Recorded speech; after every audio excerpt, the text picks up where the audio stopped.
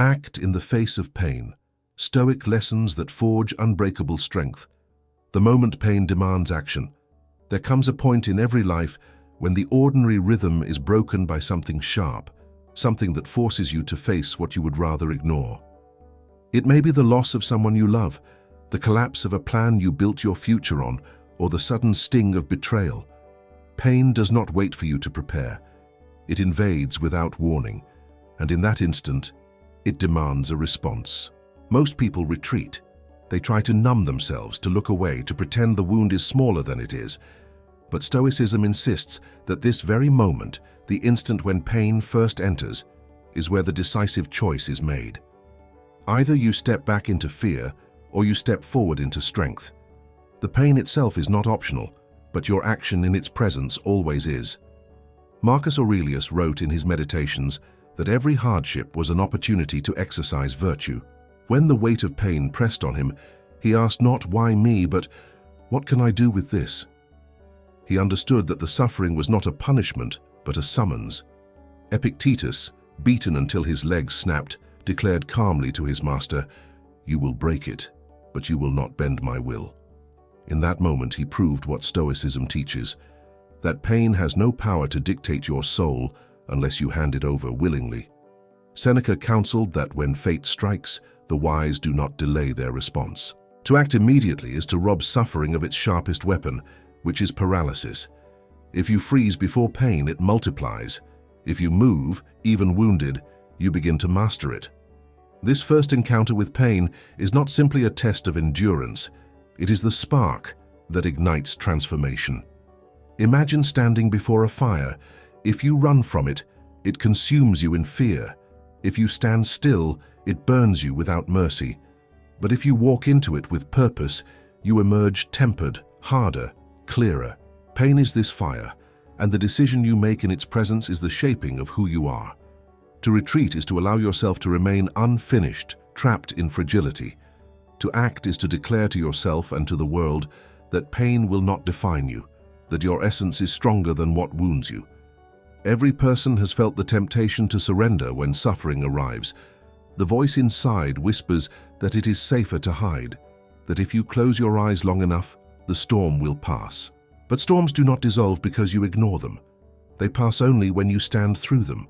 This is why the Stoics trained their minds daily, not to avoid discomfort, but to meet it with readiness.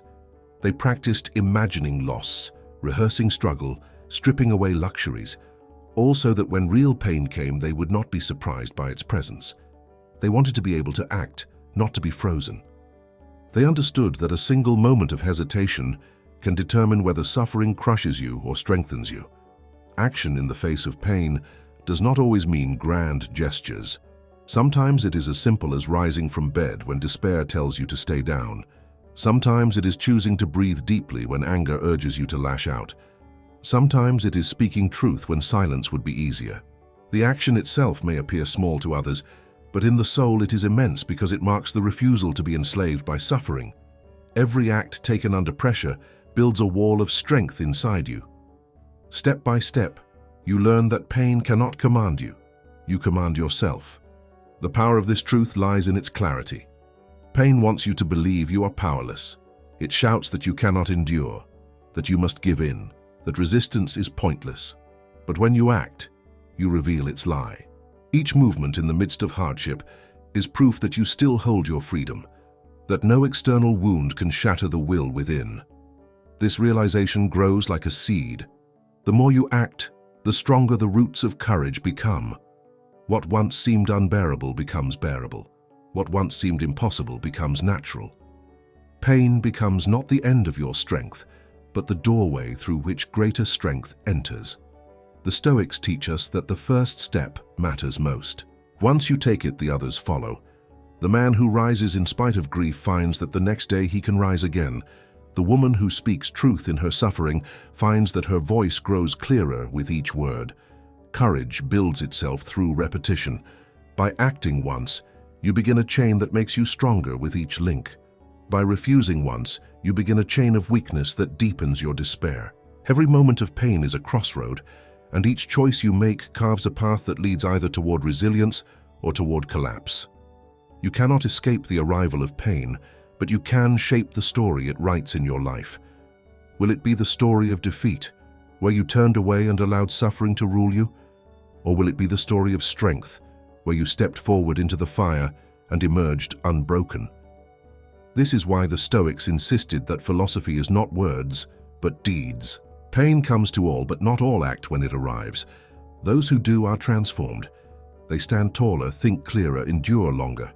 They discover that the moment pain demands action is the moment they discover themselves. Pain as the sculptor of identity. Pain has a way of chiseling at the soul with a precision that comfort never reaches. When life is easy, you can construct an image of yourself that feels solid, yet it is only a mask stretched over fragile foundations. Ease allows illusions to thrive, but pain smashes them into fragments, leaving only what cannot be broken. The Stoics saw this not as cruelty, but as truth in its purest form. They compared the soul to stone, raw and unshaped, awaiting the strikes that would reveal its form.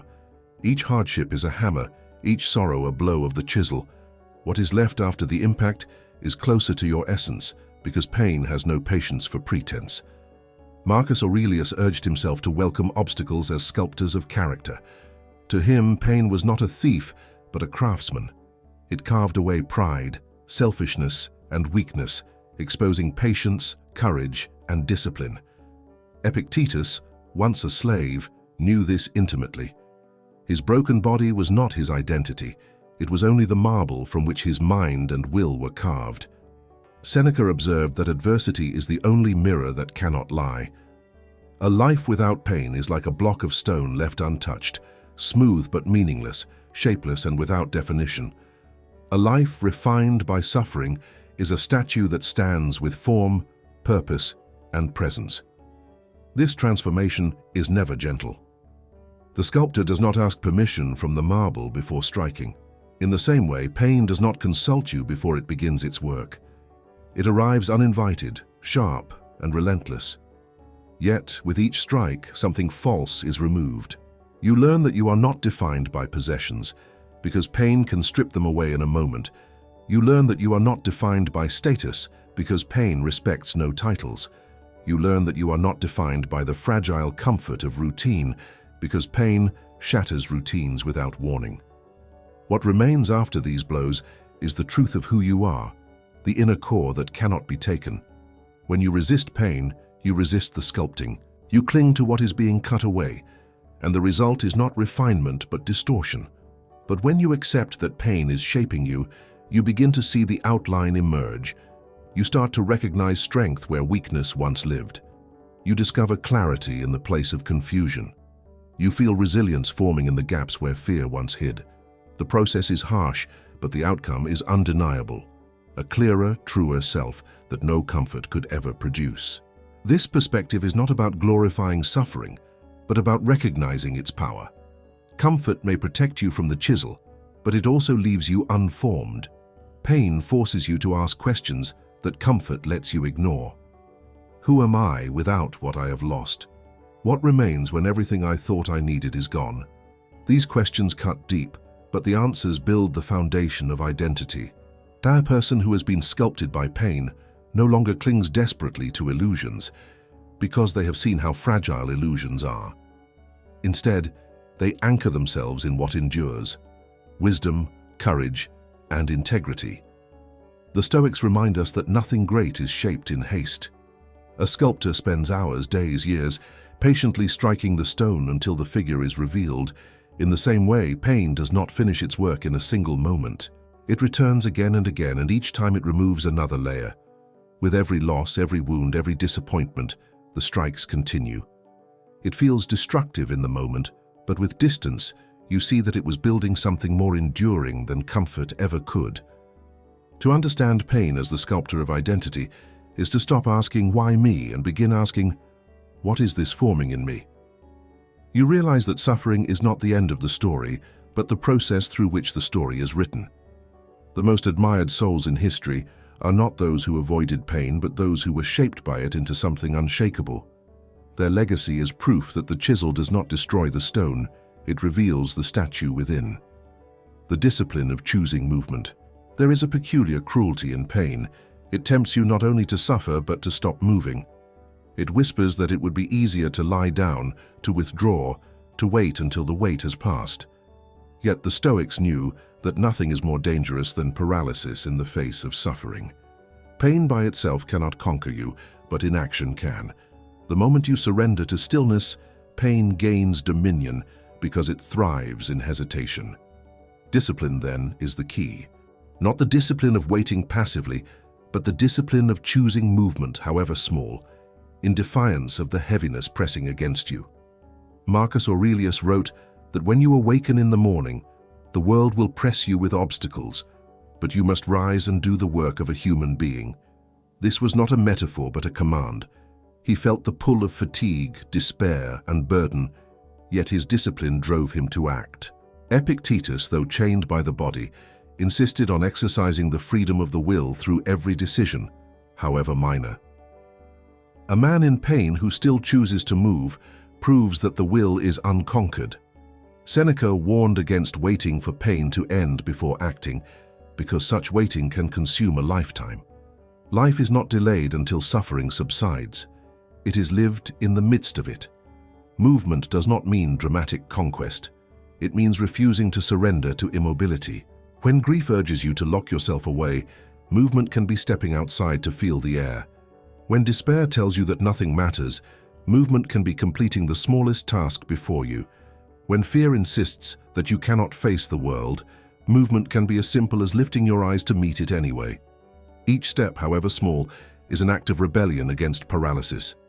Each act is proof that pain does not decide your story. You do. Discipline transforms movement into something more than instinct. Without discipline, you move when it is easy and stop when it is hard. With discipline, you act regardless of feeling. Pain then becomes the training ground for the will. Every time you move under its weight, you strengthen the muscle of choice. Over time, this practice builds an unshakable habit to act, not because you are free of pain, but precisely because pain is present. And that is the deepest expression of freedom. The Stoics insisted that life is motion. To cease acting is to step toward death long before the body dies.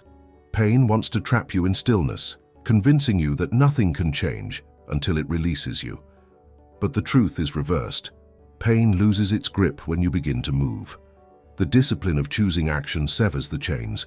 Even the smallest advance reshapes the mind, teaching it that forward is always possible. That lesson compounds with each repetition until no pain can entirely stop you. This is not about ignoring wounds or denying suffering. It is about refusing to let wounds dictate whether you live. The soldier who limps still moves toward the battle. The thinker who grieves still lifts the pen. The parent who mourns still embraces the child. The discipline to act under hardship becomes the story of resilience. Without it, pain consumes the script. With it, pain becomes only one element in a much larger narrative of endurance. You cannot wait for the absence of pain to begin your life again.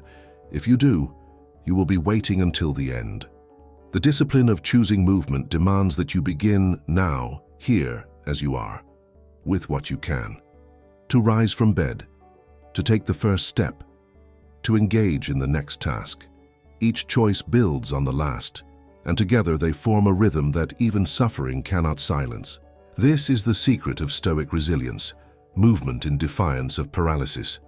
Action, not in the absence of pain, but in its very presence. Turning wounds into wisdom. Every wound carries two possibilities. It can remain an open cut that bleeds endlessly, or it can become a scar that tells a story. The Stoics understood this with clarity. They did not deny the sting of pain or pretend it was pleasant, but they insisted that within each injury lies the seed of understanding. To be wounded is to be offered a lesson, and the choice lies in whether you will ignore it or transform it into wisdom. Pain, when reflected upon, becomes a teacher unlike any other, for its lessons are written not on parchment, but on the body and soul themselves.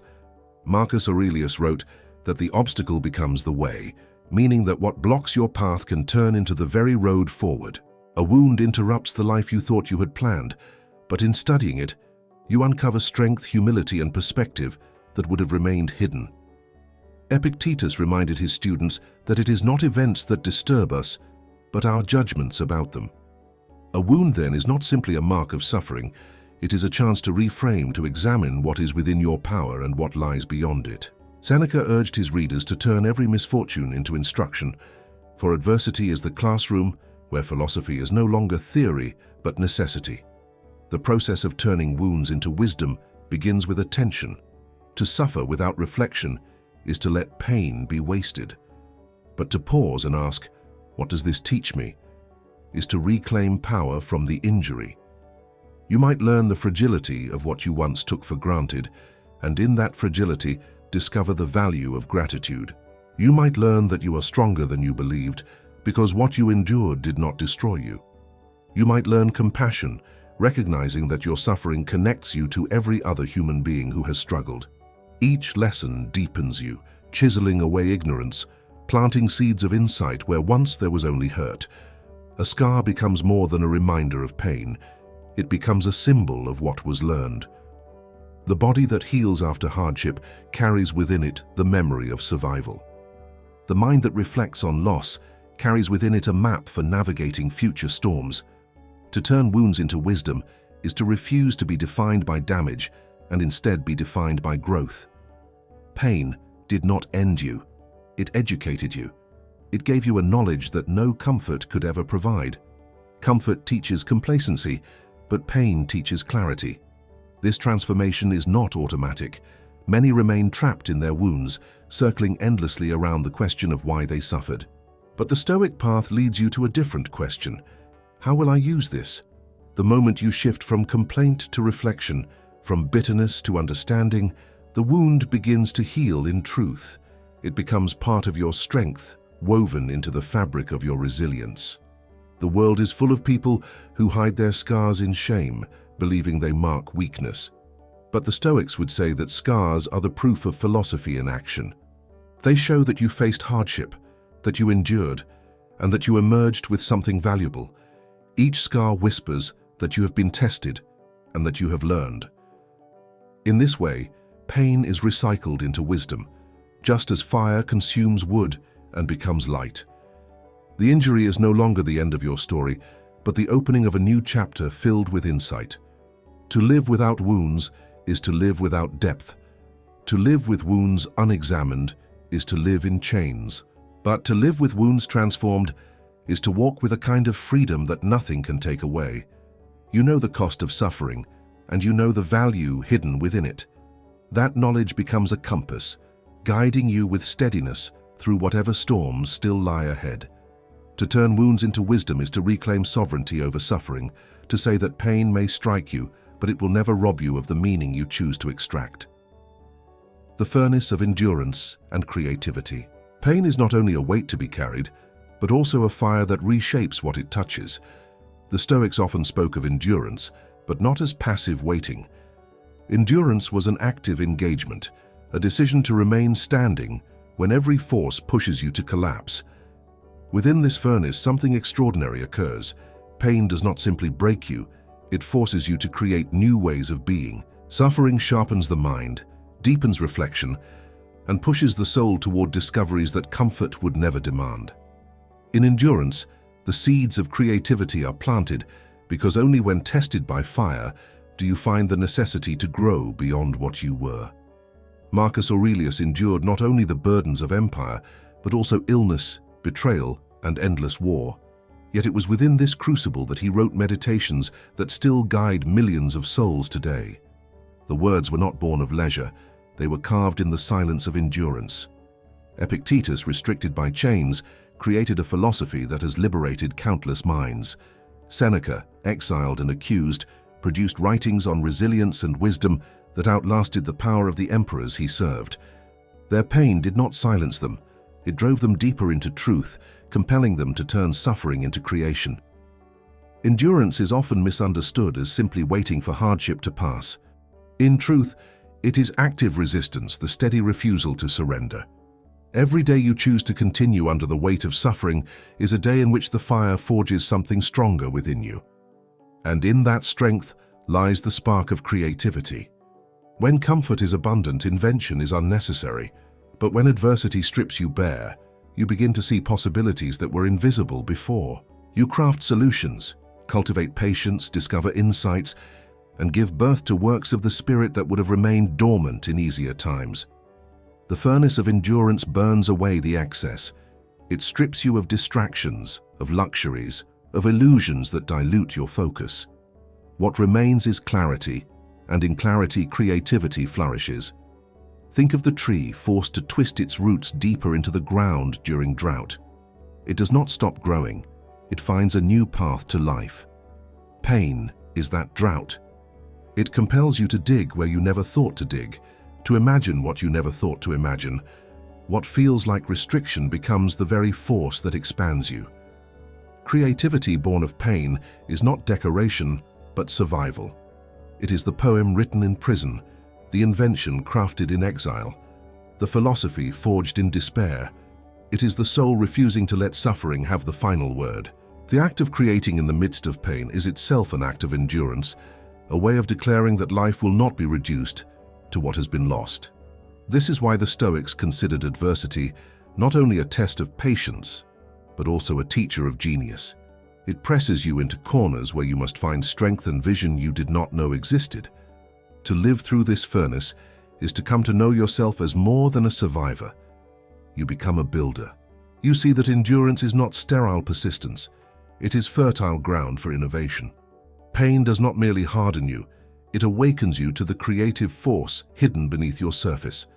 And once awakened, this force continues long after the fire subsides. The works of those who endured before us stand as proof, words that inspire, ideas that liberate, examples that endure centuries after the suffering that gave them birth. To embrace pain as the furnace of endurance and creativity is to understand that your hardship is not only something to outlast, but something to use. It can forge within you not only strength, but also expression, not only resistance, but creation. Endurance without creativity is survival. Endurance with creativity is transformation. And this is what the Stoics challenge us to pursue, to endure in such a way that the fire of pain becomes the forge of greatness. The silent victory over despair. Not every battle against pain is fought with noise or visible strength. Some of the greatest victories are won in silence, in the refusal to let despair claim your voice or your spirit. The Stoics understood that pain tempts us to cry out, to curse, to complain, to demand from life an answer it will never give, yet to meet suffering with composure is to seize control at the very point where pain seeks to dominate. This silence is not weakness or resignation. It is the calm declaration that despair has no authority over the soul.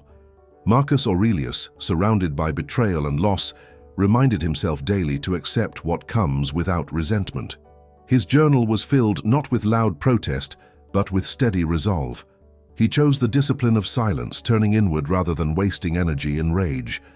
Epictetus, enduring chains and cruelty, warned that complaining only adds to the burden. Pain is heavy enough on its own. Why make it heavier by shouting against what cannot be changed? Seneca advised that we cannot always stop suffering, but we can always stop ourselves from adding bitterness to it. The decision not to complain is the first victory over despair, because it denies suffering the chance to shape your spirit. Silence in the midst of pain is not emptiness. It is filled with strength, with the quiet rhythm of endurance. It is the unspoken choice to remain steady when the heart trembles. Many believe that to show resilience, they must demonstrate force, but the Stoics reveal another truth. The deepest strength often appears as stillness. When you do not collapse, when you do not surrender to outcry, you embody mastery. Despair thrives on noise, but it withers in silence. This victory is not about denying emotion, it is about transforming it. Instead of turning your anguish into complaint, you turn it into resolve. Instead of feeding despair with endless words, you starve it by refusing to give it air. Over time, this practice shapes the mind. You learn that endurance is not always loud defiance. Sometimes it is the quiet act of breathing through the storm without broadcasting your suffering. This silence builds dignity. It keeps your suffering from becoming your identity. In a world that often celebrates outrage and noise, this kind of silence is radical. It resists the demand to turn every wound into a spectacle. It protects the sacred space where strength is born, hidden from the eyes of those who would pity or mock. This silence is not for others, it is for you. It is the shield that guards your inner freedom when despair seeks to invade. And in cultivating it, you discover a profound power: the ability to face suffering without being consumed by it. The Stoics remind us that despair is not defeated all at once, but moment by moment. Each time you choose not to curse, not to complain, not to collapse, you win a silent battle. These victories accumulate, and in their accumulation lies unshakable resilience. Others may not see it, but within yourself you know. Despair did not triumph. The storm came, the pain was real, but your silence stood taller than your suffering. To achieve this is to claim a victory more lasting than any outward display. Pain loses its sharpest edge when it cannot provoke despair.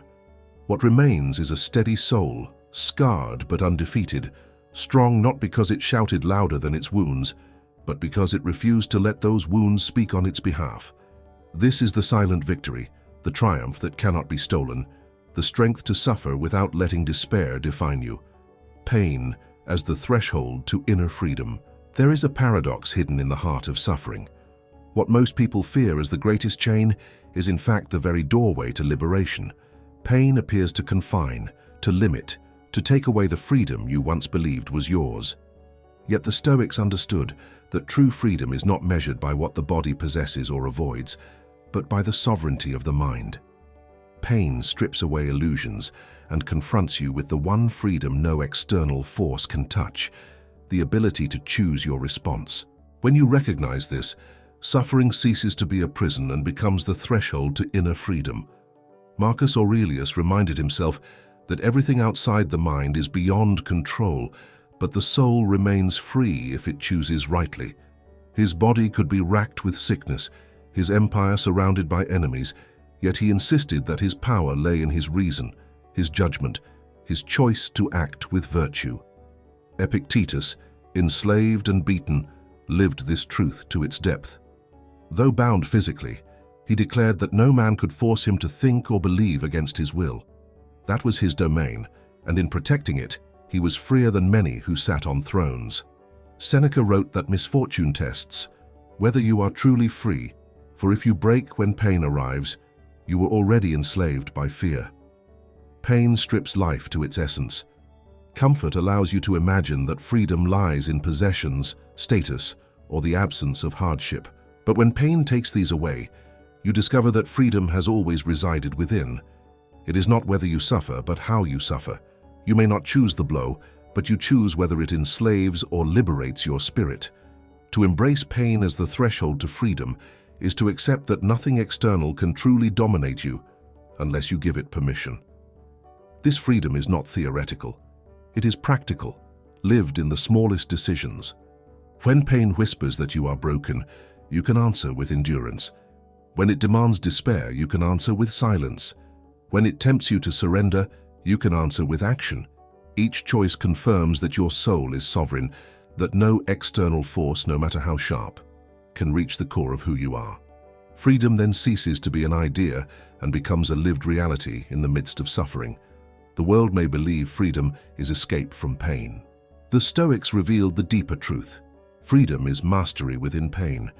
To walk through suffering without surrendering your mind is to cross a threshold into a state untouchable by circumstance. From this place, you begin to see life differently. Hardship still comes, but it no longer holds the same power. You carry within you an inner citadel, strong and unconquered. Pain does not imprison you. It becomes the gate through which you step into the vastness of inner freedom. Those who discover this freedom are unshaken by what terrifies others. Loss does not enslave them, fear does not command them, and even death loses its grip. For when you have faced pain and claimed freedom within it, what remains that can truly bind you? This is the Stoic gift, the recognition that every wound is also a door. If you dare to cross it, you enter a realm where the soul is untouchable, where you belong wholly to yourself. That is the power of facing pain, not as an enemy, but as the path that leads you to freedom no one can take. The unbreakable self. There comes a point where pain no longer feels like an intruder, but like a relentless companion that has shaped every step of your journey. To face it is to face yourself stripped of illusions, to discover the essence of who you are when nothing is left but your will. The Stoics knew this truth intimately. The self that endures is not fragile, not easily swayed, not dependent on the shifting winds of comfort. It is unbreakable because it has been broken and rebuilt, struck and refined, tested and proven. Pain may scar the body, it may shake the heart, but it cannot conquer the soul that has chosen to act in the midst of suffering. The image of the unbreakable self is not that of someone untouched by hardship. It is the figure who stands in the storm, scarred but upright, scarred but steady, scarred yet stronger than before. This self has faced despair and denied it. It has carried wounds and turned them into wisdom. It has walked through fire and emerged not consumed but forged. Pain does not define this self by defeat but by transformation. And in that transformation lies a freedom that cannot be stolen, a strength that cannot be destroyed, a dignity that nothing can corrupt. This is the final lesson. Pain is not the enemy. It is the sculptor, the furnace, the threshold, and the teacher. To act in its presence is to seize life at its most raw and real. To retreat is to surrender to fragility, but to advance is to step into a form of power that no circumstance can take away. Every scar becomes a testament, every act of endurance a declaration, every silent victory a foundation. The unbreakable self is not imagined. It is built through every trial you have faced and every act of courage you have chosen. When pain arrives again, and it will, remember that you stand at the threshold of choice. Retreat into despair and remain bound, or act with courage and walk into freedom. This choice is yours now and always. And if these words have stirred something in you, if you have found strength in them, then let your presence here be known. Subscribe so that we can continue walking these paths together, and share your thoughts in the comments below. What you write may become the spark that helps someone else discover their own unbreakable self.